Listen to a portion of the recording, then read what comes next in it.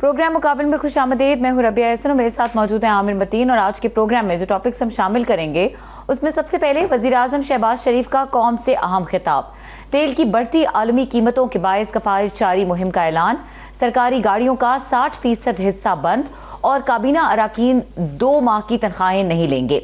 अगले इजाफे की शुनीद, क्या माशी दबाव कम होगा या अवाम पर मजीद बोझ पड़ेगा, आज की बड़ी बहस। खलीज फारस से तेल की तरसील का बहरान, 7 बड़ी आलमी इंश्योरेंस कंपनीज ने जंगी रिस्क कवरेज खत्म कर दी, जिसके बाद अबनाए हॉर्मुज में जहाजों की आमदोरफ्त तकरीबन रुक गई। क्या आलमी तेल सप्लाई एक नए बहरान में दाखिल हो चुकी है? आलमी तवानाई मंडियों में हलचल, तेल की कीमत एक हफ्ते में $65 से बढ़कर $110 फी बैरल से तजावुज कर गई, जबकि खलीजी बरामदात रुकने का खदशा जाहिर किया जा रहा है। क्या दुनिया एक नए तवानाई बहरान के दहाने पर है? मशरिक़ वस्ता में कशीदगी मजीद बढ़ गई। सऊदी अरब ने तेल तंसीबात पर हमले की सूरत में ईरान को पहली बार बराह रास्त जवाबी कार्रवाई की धमकी दे दी। क्या खलीज की जंग पूरे खित्ते को लपेट में ले लेगी? उधर ईरान में बड़ी सियासी तब्दीली, आयतुल्लाह खामनाई के साहबजादे मुज्तबा खामनाई को खबरगान की भारी अक्सरियत से नया सुप्रीम लीडर मुंतखब कर लिया गया। पासदाना ने इनकलाब ने वफादारी का ऐलान कर दिया। क्या नई क़यादत खित्ते की जंग को मजीद शिद्दत देगी? पेट्रोलियम मसनूआत की कीमतों में होशरुबा इजाफा, महंगाई की लहर ने अवाम का जीना दूभर कर दिया। ये तमाम टॉपिक्स हैं जो आज के प्रोग्राम में शामिल करेंगे। आमिर साहब, स्टार्ट करेंगे जो ओवरऑल डेवलपमेंट हो चुकी है इस पूरे जंगी सिनारियो में, जो हम देख रहे हैं कि मुख्तलिफ बातें की जा रही थी कि ये जंग जो है वो सदर ट्रंप कह रहे थे कि 2 दिन में ख़त्म हो जाएगी, 3 दिन में, फिर 1 हफ्ता, फिर 2 हफ्ता और 4 हफ्ता, इस टाइप की उन्होंने कुछ टाइमलाइंस दी। फिर उसके बाद ईरान की हमने देखी है कि एक सरप्राइजिंग रिएक्शन कहा जा सकता है। शायद कुछ मुबस्सरीन इसको ऐसे देख रहे थे कि ईरान सस्टेन कर जाएगा, लेकिन बहरहाल जिस तरीके से ईरान इस वक्त फाइट बैक कर रहा है, सिचुएशन को कैसे देख रहे हैं? जी, अमेरिका के तमाम क्लियरली नज़र आ रहा है कि सारे मफरूज़े जिनका भी आपने जिक्र किया कि 4 दिन में जंग ख़त्म हो जाएगी, रजीम चेंज हो जाएगी, घुटने टेक देंगे ईरान वाले, कुछ भी नहीं हो रहा। जंग क्लियरली जो है अभी एक तवालत इख्तियार कर चुकी हुई है। अब कितनी लंबी ये जंग चलती है, ये सबसे बड़ा सवाल है। क्लियरली नज़र आ रहा है कि अमेरिका जीतता हुआ ये नज़र नहीं आ रहा और ईरान हारता हुआ नहीं नज़र आ रहा। देखना ये होगा कि ये सिर्फ क्योंकि अभी पूरे खित्ते की जंग और कुछ लोग इसे आलमी जंग भी कह रहे हैं, इसके जो प्रेशर्स आ रहे हैं, देखना ये है कि अमेरिका और ख़ासतौर पे प्रेसिडेंट ट्रंप जो है कितनी देर तक इसके जो इंटरनेशनल रिपरकशंस हैं वो और उनकी डोमेस्टिक जो बैकलैश है, उनको जो अमेरिका के अंदर प्रेशर्स आ रहे हैं, कितनी देर तक वो सस्टेन कर पाएंगे। ईरान का क्लियरली नज़र आ रहा है कि वो तुले में है कि वो हर सूरत में जो है इसको बर्दाश्त किए जा रहे हैं अभी तक। अब इसके बाद ये आता है कि इसके असरात हैं क्या, और अभी तक जो ये 10 दिन हुए हैं इसमें हुआ क्या है। हुआ ये है कि इस वक्त जो सबसे बड़ा सवाल था कि स्टेट ऑफ हॉर्मुज़ वो जो है वो तकरीबन बंद है। 80 से 90% जो है वो तकरीबन तेल की कीमतें बढ़ चुकी हुई हैं और वो आज भी जो फ्लक्चुएट कर रही है, वो ब्रेंट जो है वो $100 से लेके 120 के दरमियान में फ्लक्चुएट कर रहा है। और ये हालिया तारीख में इतनी बड़ी जंप जो है ये पहली दफ़ा आई है। और अभी वो जो बहुत इसका इंसानी पहलू के वॉर ऑफ एट्रिशन शुरू हो गई भी है ईरान के ऊपर, और ख़ास तौर पर तेहरान के अंदर जो वहाँ पे ऑयल डिपो और स्टोरेज और रिफाइनरी को हमला किया गया है, उसकी वजह से वहाँ जो काली बारिश आई है और वो जो एक तूफ़ान में जा हुआ है। फिर उसके बाद जो बच्चियों का स्कूल जो तेहरान में तबाह किया गया, 180 बच्चियाँ जिसके अंदर शहीद हुई। अब पूरी दुनिया में उसकी जो है एक आहोकार जारी है। इंटरनेशनल बॉडीज़ उसका सवाल कर रही हैं। पहले तो ट्रंप साहब उससे मुकर गए थे, पर अभी ये प्रेशर भी उनके ऊपर आ रहा है और इन रिटेलिएशन ईरान हटता नज़र नहीं आ रहा। ये भी देखना है कि इसराइल कब तक जो है जवाबी कार्रवाई ईरान की। कल तेल अवीव पे उन्होंने तेहरान की बॉम्बिंग के बाद बहुत एक्सटेंसिव बॉम्बिंग की है। उसकी ज़्यादा तफसीलात आ नहीं रही क्योंकि बहुत ज़्यादा सेंसरशिप है, मगर जो इतलाएँ आ रही हैं वो काफ़ी खौफनाक हैं और देखना होगा कि इसराइल भी कब तक ये सस्टेन कर पाएगा। मगर जो अभी तक चीज़ें मज़ीद हो चुकी हुई हैं उसमें यह है कि अमेरिका को फ़िलहाल जो ये ऑपरेशनल कॉस्ट है वो कह रहे हैं कि $1 बिलियन की तकरीबन रोज़ ये कॉस्ट कर रही है। और 7 लोग अमेरिका में, एक आदमी का भी जो मरना होता है उसका एक बाकायदा फिर हिसाब किताब होता है। 7 बताए जा रहे हैं, पर काफ़ी लोग कह रहे हैं कि शायद ये उनकी कैजुअल्टीज़ और भी हों और बढ़ सकती हैं जिस तरह ये तवालत पकड़ रही है। और उनके ऑलरेडी जो इंफ्रास्ट्रक्चर है कि उनके कोई 7-8 रेडार सिस्टम्स जो हैं खित्ते के अंदर तबाह हो चुके हुए हैं। फिर अर्ली वार्निंग जो कतर के अंदर जो रेडार है वो उनका बिल्कुल तबाह हो चुका हुआ है। उसके अलावा जो उसका तेल और गैस का है वो अभी तकरीबन कुवैत जो है उन्होंने अपनी जो है स्टोरेज जो है 2-3 दिन की वो जो उसको तकरीबन बंद कर दी है। सऊदी अरेबिया ने बहुत कम कर दिया है, बहरीन ने तकरीबन बंद कर दिया है, इराक ने अपनी 70% कम कर दी है, कतर ने फोर्स मेजोरे के तहत जो अपनी LNG है वो तो बिल्कुल बंद कर दी है और 2-1 दिनों के अंदर वो अपना तेल भी मज़ीद जो है बंद कर रहे हैं क्योंकि तमाम की स्टोरेज जो है कंप्लीट हो गई है। अमेरिका पे बहुत बड़ा एक प्रेशर ये भी आ रहा है कि उनका स्टाफ ये बगैर किसी तदबीर के और तैयारी के उन्होंने एकदम से ये हमला कर दिया। और अमेरिका में ये बहुत ज़्यादा इस बात का शोर है कि वहाँ एवैक्यूएशन जो उनका स्टाफ था, सफारती सफार और 2 लाख के करीब अमरीकी वहाँ पे खित्ते में काम करते थे, उनको कैसे निकालना है ये एक बहुत बड़ा उनके लिए एक इशू हो रहा है। उसके अलावा ये एक किया जा रहा है कि दुनिया भर में हर मुल्क के अंदर जो है मुल्क जो कि तेल नहीं बनाते हैं, इंडिया फॉर एग्ज़ाम्पल 80% उनका प्रॉब्लम आ रहा है। हमारे पास 80% जो है हम भी डिपेंडेंट हैं इम्पोर्टेड ऑयल पे। फार ईस्ट के अंदर सबसे ज़्यादा प्रॉब्लम आ रही है कि एक तो उनकी डिपेंडेंसी जापान, कोरिया 70%, 80% तक उनकी मिडिल ईस्ट के ऑयल के ऊपर डिपेंडेंस थी। साथ में जो इकोनॉमिक लॉस है दुनिया भर में, स्टॉक एक्सचेंज और जो बॉन्ड्स और ये टॉपल हो रहे हैं। सिर्फ ईस्ट एशिया का बताया जा रहा है कि ये चंद दिनों में 1.3 ट्रिलियन का एशियन इक्विटी जो है ना वो वेपरेट हो चुकी हुई है। जो कोरिया की कोस्पी इंडेक्स है 7.6 डाउन, जापान की 6.4 डाउन। तो ये एक खौफनाक किस्म का चल रहा है।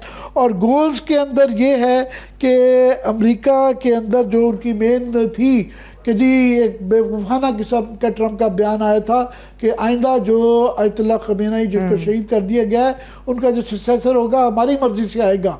और जो ट्रंप ने कहा कि मुश्तबा खमेनी जो है उनको कबूल नहीं होंगे, उनको ईरान ने जो है इलेक्ट कर लिया है रहबर के तौर पे। अब ये एक उनके मुतल्लिक कहा जाता है कि ज़ाहिर है उनके वालिद, वालदा, उनकी जो है ज़ौजा वो तमाम अभी हाल ही में शहीद हुए हैं। उनके अपने तो बच्चे, उनके बच्चे, फैमिली, तो एक उनके लिए ये एक मसला है कि कब ये सुलह जोई की तरफ जाएगा। तो जिसने फैसला करना है, जिसका कलीदी किरदार होगा, जब उसका पर्सनल बैगेज इतना होगा, तो ये एक ईरान के लिए और बाकी दुनिया के लिए भी बहुत बड़ा मसला है। पहले ये कहा प्रेसिडेंट ट्रंप ने कि हम उनके ऊपर भी अटैक कर सकते हैं, अब थोड़ा सा टोन डाउन किया है। इसके अलावा जो है अमेरिका के अंदर जो है खुद बहुत बड़ा मसला हुआ है कि बहुत ही अर्से बाद वहाँ जो $3 से 3.40 पे गैलन पेट्रोल का चला गया है। अमेरिका में सबसे बड़ा मसला पेट्रोल की कीमत होती है। जब ये 3.40 पिछली गल्फ वॉर के अंदर इतने मुझे याद है कि मैं वहाँ मौजूद था, तो 3.4 पे जब गैलन जाता है गैसोलीन वो तो कहते हैं, तो वो उससे पूरा इन्फ्लेशन बढ़ जाती है, हर चीज़ महंगी हो जाती है। और हमारे यहाँ भी यही वाला सिलसिला है। अभी मेरे ख्याल गेस्ट आ गए हमारे साथ मौजूद हैं साबिक गवर्नर सिंध मोहम्मद जुबैर साहब, उनको वेलकम करेंगे। जी मैं जुबैर बहुत शुक्रिया आपका, हमेशा हमारे लिए आप वक्त निकालते हैं। ये इंटरनेशनल सिनारियो पे भी मैं चाहूँगा कि आप ओवरऑल इसका करें, मगर हमारे यहाँ भी, क्योंकि हम ये बात पहले आपके साथ तवातर से करते रहे हैं और बड़े हफ्तों महीनों से कि ये मसला आ रहा है, और हमने बिल्कुल जब हमारे सर पे ये थोड़ी लगी है तो हमें ये होश आया है। इससे पहले कोई हमने बहस मुबासा या तदबीरें नहीं की।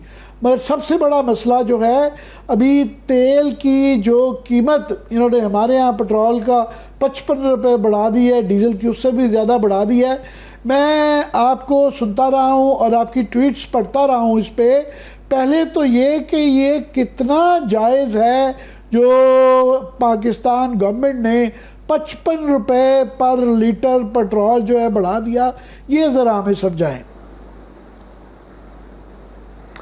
देखिए, आज वज़ीर आज़म ने आपसे कुछ देर पहले खिताब भी किया कौम से, और जो सबसे ज़्यादा तनकीद हुई उनकी हुकूमत पर उस फैसले पर हुई कि 55 रुपये कीमत बढ़ा दी एक झटके में, लेकिन उन्होंने उसका जिक्र तक नहीं किया, कोई जस्टिफिकेशन देने की कोशिश भी नहीं की और उन इल्ज़ामात का भी जवाब नहीं दिया जो इल्ज़ामात मुझ समेत बहुत से दूसरे लोगों ने लगाए हैं कि ऑयल मार्केटिंग कंपनीज़ को 113 बिलियन का फ़ायदा पहुंचा दिया एक झटके में। I mean that's so unfortunate. और उसका लॉजिक भी जो दी जाती है कि जी हम समझते थे कि अगर हम ये नहीं करेंगे तो वो ज़ख़ीरा अंदोज़ी कर लेते, यानी कि ऑयल मार्केटिंग कंपनीज़ पर आपका कोई कंट्रोल है ही नहीं। इसका मतलब है आप 25 करोड़ आवाम को रिप्रेजेंट कर रहे हैं और मुश्किल तरीन वक्त है, वॉर लाइक सिचुएशन है पाकिस्तान के लिए, and you should have done everything to ensure कि किसी न किसी तरह से हम ये इंक्रीज़ ना कर सकें।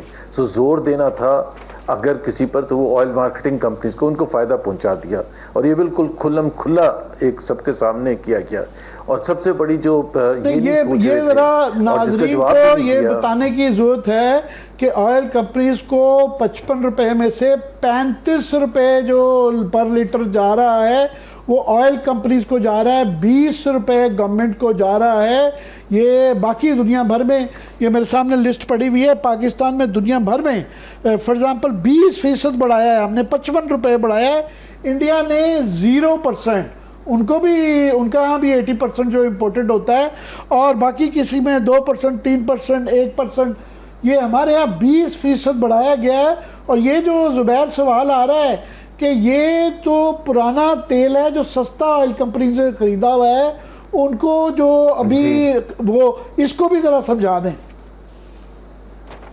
जी देखिए ना, एक जाहिर है पाकिस्तान की जो प्राइसिंग होती है, जो कीमत लगाई जाती है अवाम के लिए, जो हर 2 हफ्ते के बाद अनाउंस होती है, वो इंटरनेशनल ऑयल प्राइसेस के बेसिस पर होती है कि वो ऊपर जाएं तो आप, जाहिर सी बात है, आपको प्राइस बढ़ानी पड़ती है, नीचे जाएं तो आप बेनिफिट अवाम को देते हैं, तो उससे तो कोई दो राय नहीं है। लेकिन वो फार्मूला कि वो कौन से वक्त का तेल होता है जिसकी बुनियाद को लेके आप ये अप्लाई करते हैं और पास ऑन करते हैं अवाम तक या कम करते हैं अवाम के लिए, तो आप ये कह रहे हैं, जो मेरा लॉजिक है जो ज़्यादातर लोगों की है कि पहले तो बड़ी कॉमन सेंस की बात है, जो तेल इस वक्त 28 दिन के लिए पड़ा हुआ है वो तेल है जो कि आपने 60 या 65 डॉलर फी बैरल के हिसाब से मंगवाया हुआ है। सो वाई अप्लाइड ओवर $90 पर बैरल अवाम को मुंतकिल करने के लिए? एक बड़ा कॉमन सा सवाल है कि जी वो हमारा जो फार्मूले का तरीका होता है वो पिछले से भाई आप फार्मूला चेंज करें ना, this is a war like situation, आप फार्मूला चेंज करने के लिए तैयार नहीं है। और जबकि आपको खुद अंदाजा होना चाहिए कि हाउ विल पाकिस्तान हुकूमत लुक लाइक, कि जब वो सुनेंगे और अवाम उनसे कहेंगे कि भाई बांग्लादेश ने क्यों नहीं किया, श्रीलंका ने क्यों नहीं किया, इंडिया ने क्यों नहीं किया, मतलब वाई पाकिस्तान, क्यों पाकिस्तान? तो ये एक तो ये कोई इसका कोई अभी तक जवाब दिया है, और जवाब जो आया वो बिल्कुल बेकार किस्म का कि जी अगर हम ना ये करते तो वो ज़ख़ीरा अंदोज़ी कर लेते। तो भाई आप कंट्रोल करें ना, आप वो करें एग्जैक्टली जिस तरह स्कैंडल हुआ था, जैसे गंदम का स्कैंडल हुआ था, उसमें एक हो जिसका हम माफिया नहीं कहते, ये इंटरेस्ट ग्रुप्स बड़े बड़े जो हैं उनके हाथ में खेल जाते हैं, और उसका अभी तक कोई जवाब नहीं आया। तो एक तो ये है।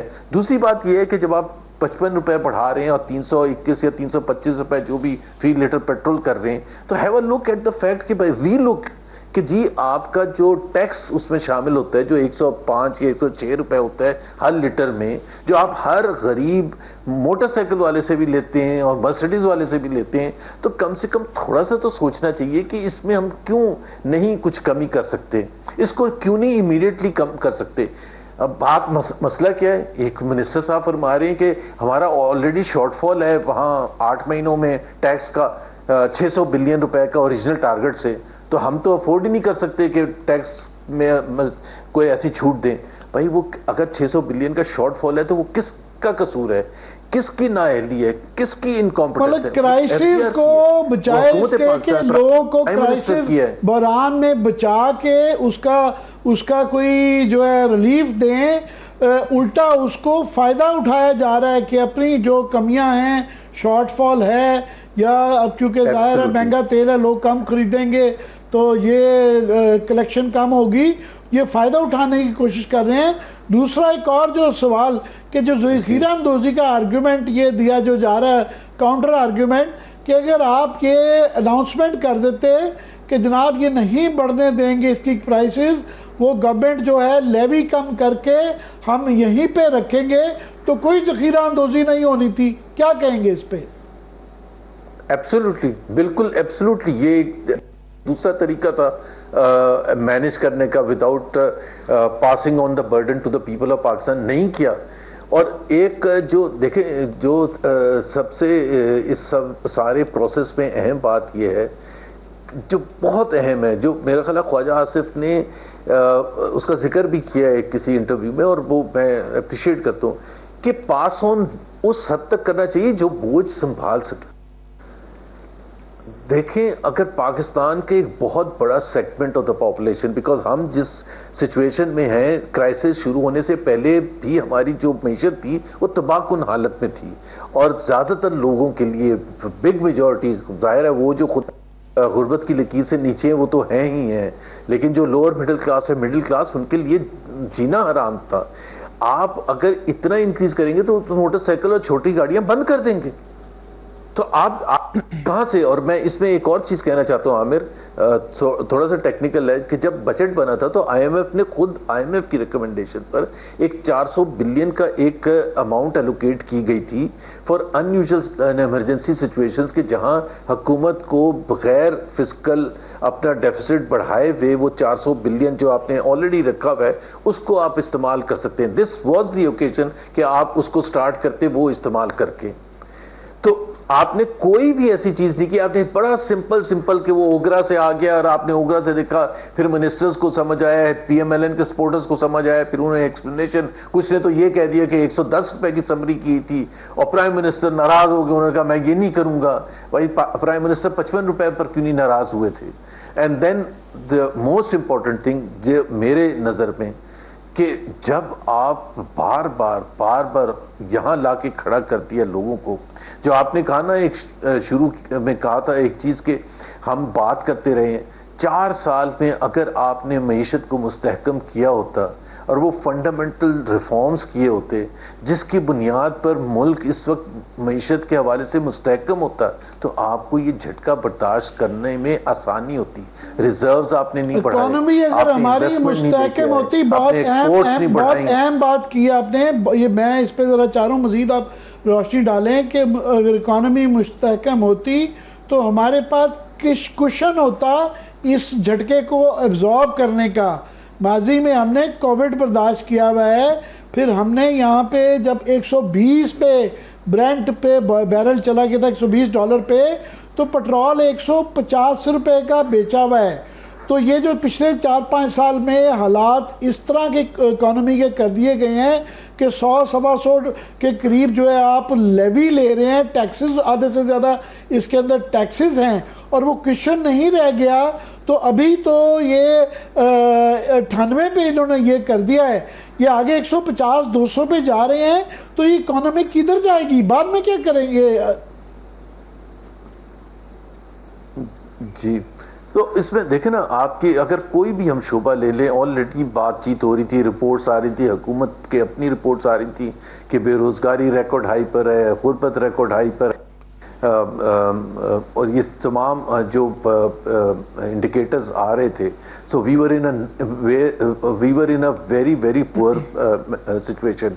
मतलब मैं एक एग्जांपल देता हूँ, मैंने कल प्रेस कॉन्फ्रेंस में कि अगर आप एक ही हदफ ले लें कि 2022 फरवरी में जो हमारी एक्सपोर्ट्स थी वो 2000 फरवरी 26 4 साल यानी मतलब कम है आज 4 साल पहले के मुकाबले में। सो अगर आप खुद सोचें कि हमारी इंटरनेशनल फॉरेन पेमेंट्स या ऑब्लिगेशंस जो हैं वो कितनी बढ़ गई हैं, और हमारी ability to export and generate foreign reserve, foreign currency, वो हमारी और कम हो गई है। अब एक तरफ कह रहे थे आपसे चंद दिनों पहले, हफ्तों पहले, कि हमने बड़े हमारे ज़खायर जो हैं फॉरेन उसके बढ़ गए हैं, तो बढ़ गए हैं, वो 16.5 बिलियन डॉलर पर हैं, जिसमें से 12.5 बिलियन हमारे दोस्त ममालिक के हैं। स्टेट बैंक के गवर्नर ने आज से चंद दिन पहले कहा कि 24 बिलियन डॉलर उन्होंने ओपन मार्केट से लास्ट 3 ईयर्स में उठाए हैं, और उस सब के बावजूद 16 बिलियन डॉलर हैं। तो फिर इसका क्लियरली मतलब है ना कि आपने नहीं कमाए हैं ना, कुछ भी नहीं कमाया है ना। एंड देयरफॉर आज भी अगर आपके दोस्त ममालिक सिर्फ आपसे वापस ले ले तो आपकी मईशत बिल्कुल बैठ जाएगी। आई मीन बिल्कुल एक मिनट भी बर्दाश्त नहीं कर सकती। सो हमने 4 साल में कुछ भी नहीं अचीव किया। इन्वेस्टमेंट की पोजीशन भी आपको पता है, एक्सपोर्ट्स की भी, आपके टेक्सटाइल मिल्स बंद हो रही हैं, मुलाजमत नहीं जनरेट कर सकते हम किसी के लिए। सो आप सोचे ना कि आपने कुछ भी नहीं किया था। आपका पावर सेक्टर जो है 1 ट्रिलियन से ज़्यादा अभी भी वो फूंकता है, because we have not been able to reform. हमारे लाइन लॉसेस नहीं इंप्रूव हमने किया, रिकवरीज नहीं हमने किया, पब्लिक सेक्टर एंटिटीज के लॉसेस हैव गॉन बियॉन्ड। एक और बहुत अहम पहलू है जिस पे लोग गौर नहीं कर रहे, ये आपने बड़ा सही अहम बात की है कि पहले ही जो फैक्ट्रियां बंद हो रही हैं, बेरोज़गारी हो रही है, और पावर्टी के जो लेवल्स हैं, ये ठीक है, अच्छी बात है कि प्राइम मिनिस्टर ने कुछ फैसले किए हैं, मगर ये टू लिटल टू लेट वाली बात है। ये भी इनको अंदाज़ा नहीं है कि ये कितना ड्रास्टिक खौफनाक किस्म का बहरान हमारे लिए नहीं पूरी दुनिया में है। लोग ये समझ रहे हैं कि ये गैस और पेट्रोल, ऑयल एंड गैस सिर्फ जो कि एज अ फ्यूल के तौर पे इस्तेमाल होता है, ये वो क्राइसिस नहीं है। जो पेट्रोलियम प्रोडक्ट्स हैं वो इसका 50% 80% वो हैं। मैं सिर्फ अगर नाज़रीन को ज़ुबैर 1 मिनट मुझे 2 मिनट दीजिएगा, ये टेबल अगर प्रोड्यूसर साहब दिखा सकें कि ऑयल एंड गैस तो सिर्फ एक बेस है, इसके ज़रिए जो फीड स्टॉक्स हैं, जो आपकी सारी मीथेन, इथोन, ब्यूटेन, ये तमाम उसमें बनती हैं। फिर तमाम आपके बेसिक केमिकल्स जो हैं, ये आपकी प्रोपिलीन, एथिलीन, अमोनिया तमाम बनती हैं। फिर इसमें से जो डेरिवेटिव्स जो होते हैं उसके अंदर तमाम आपके जो है उसके अंदर एथेनॉल, ग्लिसरीन और पता नहीं एक लंबी लिस्ट है। सबसे ज़्यादा जो फाइनल प्रोडक्ट्स हैं लोग नहीं समझ रहे कि एडेसिव, उसके बाद एक्सप्लोसिव्स, प्लास्टिक, रबड़, industrial chemical, foam, paint, synthetic rubber, साबुन, डाइज, तमाम ही कंस्ट्रक्शन जो बिटमैक्स इस्तेमाल होती है, और ये तमाम जो फील्ड्स हैं इसके अंदर कोई ट्रांसपोर्टेशन, कंस्ट्रक्शन से लेके कोई इंडस्ट्री की फील्ड नहीं है जो कि इसकी बाय प्रोडक्ट्स ना होने की वजह से इफेक्ट ना हो। ये पाकिस्तान के लिए नहीं पूरी दुनिया के लिए बहुत मसला है। तो ज़ुबैर प्लीज़ इस पे मैं चाहूँगा इस पे भी ज़रा बता दें इसका ओवरऑल फ्यूल के अलावा इम्पैक्ट। देखिए फ्यूल के अलावा तो बड़ा सिंपल सा, fuel is the starting point. और जो हम महंगाई के खौफ से डरते हैं, बहुत ज़्यादा महंगाई के, उसका जो स्टार्टिंग पॉइंट होता है फ्यूल, पेट्रोल की प्राइस इंक्रीज से होता है। तमाम चीज़ें जो हैं, और मार्केट में अगर आप अपने नुमाइंदों के थ्रू भी पता करेंगे, हर चीज़ की, खाने पीने की चीज़ें हों या ट्रांसपोर्टेशन कॉस्ट हो, रेलवे टिकट्स वगैरह हों, हर चीज़ में इजाफा होगा। सो आपके लिए जो आने वाले दिनों में और ज़्यादा प्रॉब्लम होगा, प्रोडक्टिविटी कम होगी, कॉस्ट बढ़ जाएंगी। Already Pakistan was under extreme pressure, 34% more expensive than the rest of the region. But I just want to comment, क्योंकि आपने प्राइम मिनिस्टर की जो अभी जो उन्होंने इंसेंटिव्स का जिक्र किया कि जो उन्होंने हुकूमत की तरफ से ऑस्टेरिटी के हवाले से, देखें इस वक्त की बात नहीं है आमिर, कि इस वक्त ने तो मौका हमें दिए ये डिस्कशन करने का, लेकिन पाकिस्तान का ऑलरेडी जो सिस्टम है ना, ये इसको 2-2 महीने का रिलीफ की हम बात नहीं कर रहे। whether this system, whether Middle East war ends, hopefully ends right now, हमें अपने जो सिस्टम है ना, सिस्टम को ठीक करने की उन्होंने एक भी बात नहीं की। 2 महीने के लिए ये कर देंगे, 3 महीने के लिए ये कर देंगे, सॉरी, इससे नहीं चलेगा। और उसकी वजह क्या है, मैं उसका बड़ा सिंपल सा एक बयान करना चाहता हूँ आमिर, जो मैंने पहले भी किया, कुछ 1-2 दिन पहले भी, आज भी 1-2 टीवी प्रोग्राम से। पाकिस्तान, जब वक्त आता है कि पाकिस्तान के अवाम को वो क्यों नहीं फैसिलिटीज़ मिलती जो बाकी रीजन में कंट्रीज़ के पास है, तो वी आर रिमाइंडेड कि Pakistan is a poor country, which Pakistan is there is no doubt about that, because अगर आप income levels per capita income compare करेंगे मालदीव से, इंडिया से, बांग्लादेश से, श्रीलंका से, हम सबसे पीछे हैं। We are a poor third world country, no doubt about that. But जो हमारे हुक्मरान हैं, उनकी जो लाइफस्टाइल है, उनकी जो स्टैंडर्ड ऑफ लिविंग है, वो तो रीजनल कंट्रीज को छोड़ दें, वो तो वेस्टर्न यूरोप कंट्रीज जो हैं, जो कि रिच कंट्रीज हैं, उनसे भी ज्यादा अच्छा है। मैं चैलेंज देता हूं हर हर हर लिहाज से, चाहे वो उनके पास फ्लीट ऑफ कार्स हो, चाहे उनके पास जहाज हो, चाहे the quality of the residencies that they live in, whether हम बात कर रहे हैं कि उनके पास कितने नौकर चाकर होते हैं, क्या कितनी पर्क्स एंड प्रिविलेजेस होती हैं। आप स्कैंडिनेवियन कंट्रीज को उठा लें, आप जर्मनी को उठा लें, आप यूके को उठा लें, आप यूके के प्राइम मिनिस्टर का देख लेना रहन सहन, उसके देख लेना कि उसके पास कितनी ये अशियां, और हमारे देख लें, हमारे ऐसे रहते हैं जैसे उनसे भी ज्यादा हम ज्यादा अमीर कंट्री है। सो इट सिंपली मीन्स कि ये जो प्रेजेंट सिस्टम है, और ये सिर्फ मैं हुक्मरान वो नहीं बात कर रहा जो काबीना के लोग हैं या पार्लियामेंट के मेंबर्स हैं या प्राइम मिनिस्टर या प्रेसिडेंट, मैं वो ब्यूरोक्रेट्स की भी एग्जांपल उसमें शामिल कर रहा हूं। क्या आपके पास एक बंदे के लिए एक ग्रेड 21 ग्रेड 22 के ऊपर कोई 50 बंदा 100 बंदा होता है? वो एयरपोर्ट जाता है तो 50 बंदा उसको छोड़ने जाता है, 50 बंदा उसको लेने के लिए आया होता है। I mean, what kind of a system is this यार? इतने तजाद तो नहीं होना चाहिए ना। आप एक तरफ से ये जो 2 महीने की रिलीफ मेजर्स हैं, 2 महीने से एक तो होना कुछ नहीं है। दूसरी बात ये है कि we need particular reforms in governance system जो हमारा है, उसमें अगर आप नहीं करने के लिए तैयार, आज क्यों नहीं आपने अनाउंस कर दिया कि प्राइम मिनिस्टर हाउस का आप कट करेंगे 20% या 25% बजट? आपने प्रेसिडेंट हाउस का क्यों नहीं अनाउंस किया? आपने ये क्यों नहीं अनाउंस किया कि जो 75 आपकी कारें आगे पीछे फिर भी होती हैं आपके लिए, उसको आप कम करके 5 कर देंगे या 6 कर देंगे? एंड परमानेंटली, सॉरी 2 महीने के लिए नहीं, permanently. So you have to look at it from that standpoint. ये जुबैर परमानेंटली इसलिए भी क्या चाहते हैं, इसलिए भी परमानेंटली करने की जरूरत है कि इनको ये अभी इदराक नहीं है कि ये अगर आज की जंग बद भी हो जाती है तो ऑलरेडी जो नुकसान खलीज के अंदर हो चुका हुआ है, तो ये जो सारे LNG के और बाकी जो सारे बंद कर दिए गए हैं टर्मिनल्स, इनको हफ्ते और महीने और साल भी कहते हैं दोबारा खुलने में लग जाएगा। सो ये लिंगर कर रहा है इन एनी केस में।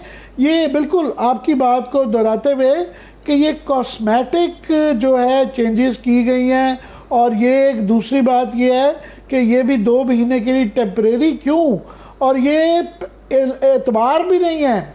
ये पिछले बजट में जो हमें बताया गया था कि इतने % कम किया जाएगा, और उसके बाद 27% एक्सपेंडिचर बढ़ गया। तो ये अभी जो कह रहे हैं जी काबीना के 20% बढ़ा दें, ये टिपिकल तरीका के ऐलान करते हैं। वो आपको भी पता है, हमें भी पता है कि ये ऐलान कर दिए जाते हैं। इम्प्लीमेंट किन्होंने ब्यूरोक्रेट से गाड़ी लेती है, इसकी स्पेसिफिक डिटेल्स आनी चाहिए थी। जिस तरह आप कह रहे हैं कि PM हाउस का ये चीज़ें ख़त्म कर दी गई और हमेशा के लिए कर दी गई, बाकी तमाम के भी GOR खाली करा लिए गए, गाड़ियाँ ले ली गई, वो कोई स्पेसिफिक नहीं है। ये बिल्कुल टू लिटल और टू लेट वाली बिल्कुल बात है। ये मेरा वक्फा जुबैर लेना चाह रही हैं, आप लास्ट वर्ड्स इसके ऊपर कमेंट कर लें, तो उसके बाद वक्फे से आपसे बात करेंगे। लास्ट कमेंट्स जी। मैं इस तरह से, जिस तरह आपने कहा ना, जिस तरह चीफ मिनिस्टर आप ले लें पंजाब, मैं सिर्फ ये कहता हूँ कि उनके पास कितने ऑफिसेस हैं, कितने सेफ हाउसेस हैं, कितने ऑफिसेस हैं, उसमें कितने लोग उसकी मेंटेनेंस कर रहे हैं। Is it fair? यहाँ पे वक्त ब्रेक, आप हमारे साथ ही रहेगा क्योंकि ब्रेक के बाद मजीद भी कुछ टॉपिक्स हैं जो आपके साथ टच करेंगे और ज़रूर चाहेंगे कि आप उस पर अपनी ओपिनियन दें। इस ब्रेक के बाद डिस्कशन कंटिन्यू करेंगे, हमारे साथ रहिए।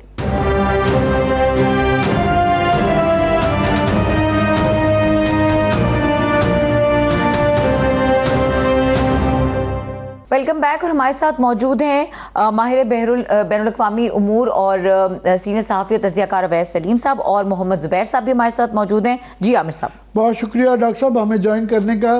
ज़ुबैर, आपकी इजाज़त से मैं चाहूँगा कि डॉक्टर साहब वहाँ पे अमेरिका में बैठे हुए हैं, तो मैं चाहूँगा कि वहाँ से बैठे दुनिया और ये ख़ित्ता और पाकिस्तान कैसे लग रहा है कि पूरी टॉपसी टर्बी हो गई है रसद गैस और ऑयल की स्टॉक मार्केटें दुनिया भर में। वो ईस्ट एशिया में 1.3 ट्रिलियन का वो कह रहे हैं कि इक्विटी जो है उड़ चुकी हुई है। अमेरिका में भी हमें बताया जाता है कि जो गैसोलीन का जो गैलन है वो $3.4 का हो गया है। मुझे याद है मैं फर्स्ट वर्ल्ड वॉर में गल्फ वॉर में अमेरिका में था, उस वक्त 340 में हुआ था और वहाँ क़यामत आ गई थी।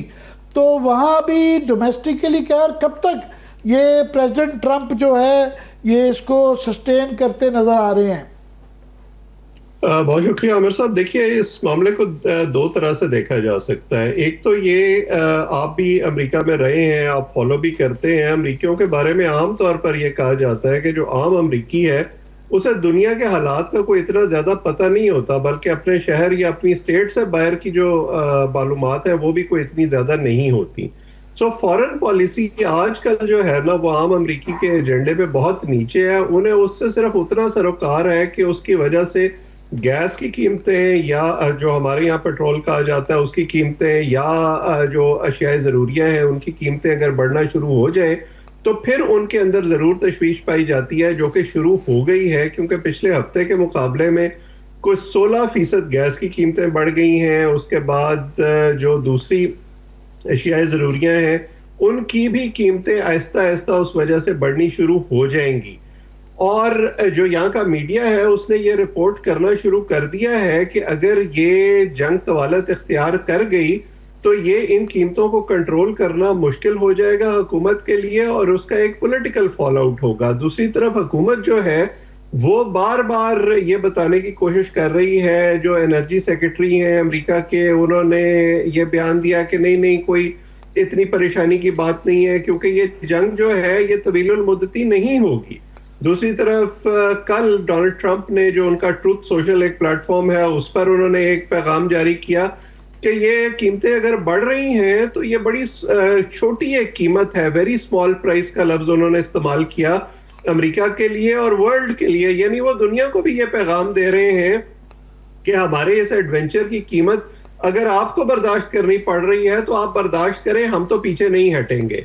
क्योंकि अभी तक ये नजर आ रहा है कि बज़ाहिर कोई स्ट्रेटजी नहीं है जो डीओडी है उसके पास या व्हाइट हाउस के पास कि एंड गेम क्या है और उन्होंने क्या अचीव करना है इससे। क्योंकि दूसरी तरफ ईरान जो है वो अपनी तरफ डट के खड़ा हुआ है। उन्होंने जो नए अपने लीडर नामजद किए हैं उससे भी ऐसा लगता है कि अमेरिका को एक सख्त पैगाम देने की कोशिश की गई है। सो अमेरिका के अंदर इस वक्त जो है ना वो बड़ी कैच-22 किस्म की सिचुएशन है। और जो मैं बार बार कहता हूं कि जो स्ट्रेटजी थी बज़ाहिर डोनाल्ड ट्रंप की कि वो अपनी जो अंदरूनी नाकामियां हैं उनको मुल्क से बाहर ले जाएं और अपने कोर जो सपोर्टर्स हैं उनको ये बताने की कोशिश करें कि मैं अपना एजेंडा इसलिए पूरा नहीं कर पा रहा हूं और इसराइल के शोल्डर्स पे राइड करें, वो बज़ाहिर उस तरह से कामयाब नहीं हो रही है।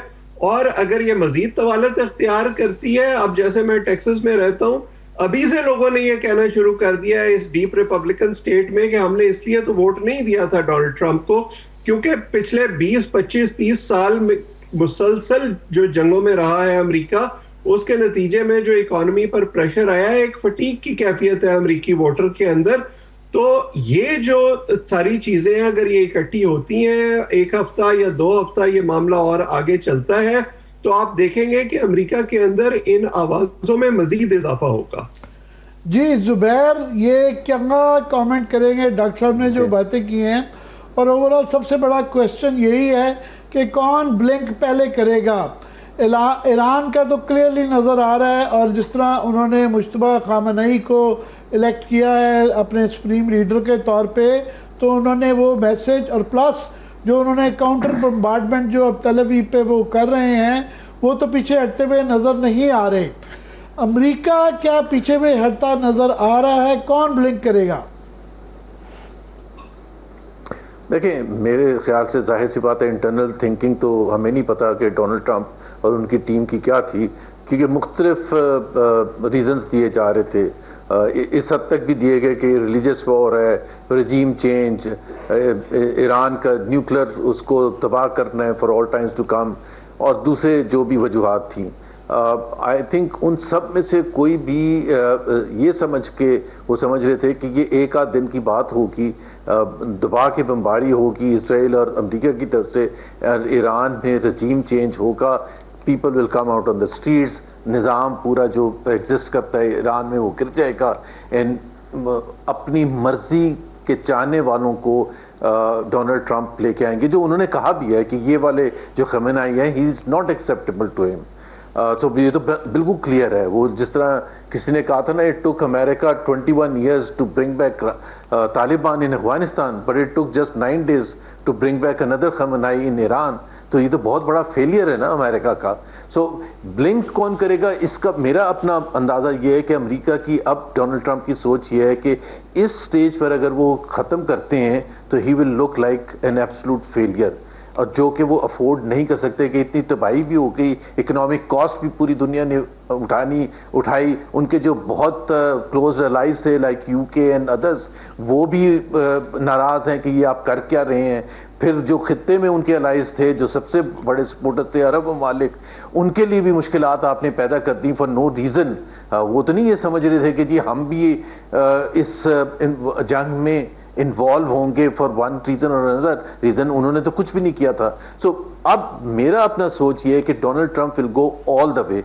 वो चाहते हैं कि रेस टू द ग्राउंड कर दें ईरान को, ताकि वो फिर वो विक्ट्री क्लेम कर सकेंगे कि देखें हमने ईरान को सफ़े हस्ती से मिटा दिया, something to that near that level. So now he has no choice but to continue this thing and to give American people कि देखें Iran was the biggest threat to the world peace, और ये उन्होंने उनको ख़त्म कर दिया, and this is a big achievement.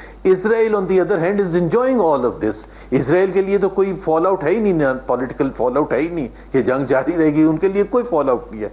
उनके लिए तो उनके अवाम के पॉइंट ऑफ व्यू से भी यही है कि Iran is the biggest threat to Israel, and therefore अगर वो रेस टू द ग्राउंड हो जाए तो हो जाए, उससे क्या फ़र्क पड़ता है। ह्यूमैनिटेरियन कॉस्ट जो है, या लोगों की कंसर्न्स, या ह्यूमन राइट ऑर्गेनाइजेशंस के और आवाज़ें जो अमेरिका में भी उठ रही हैं, जिस तरह डॉक्टर साहब ने अब कहा पूरी दुनिया में उठ रही हैं, at the level of destruction of, मतलब आप 180 बच्चियों को, स्कूल गर्ल्स को आपने मार दिया और आपने ब्लिंक भी नहीं किया। By the way CNN has confirm through its on intelligence that it was the American planes which bombarded and killed those young girls in the school. So America के लिए अब क्या होगा, वो अब मसला एक और ये लास्ट वर्ड कि डोनाल्ड ट्रंप फ्यूचर में इस सिस्टम का हिस्सा है ही नहीं। सो ही डजंट केयर कि होगा क्या। वो सबसे पहले तो ये मिड टर्म इलेक्शंस नवंबर में आ रहे हैं, that is also too far away in that sense कि Donald Trump might be thinking कि वो किसी ना किसी तरह से कोई और सक्सेस बिल्ट अप कर लेंगे, and Republican party will be able to sweep और manage control of the house. तो ये मेरे ख्याल से तो he is in a very difficult position, but दुनिया को तो हिला के रख दिया। डॉक्टर साहब, ज़ुबैर साहब ने दो बड़ी अहम बातें की हैं।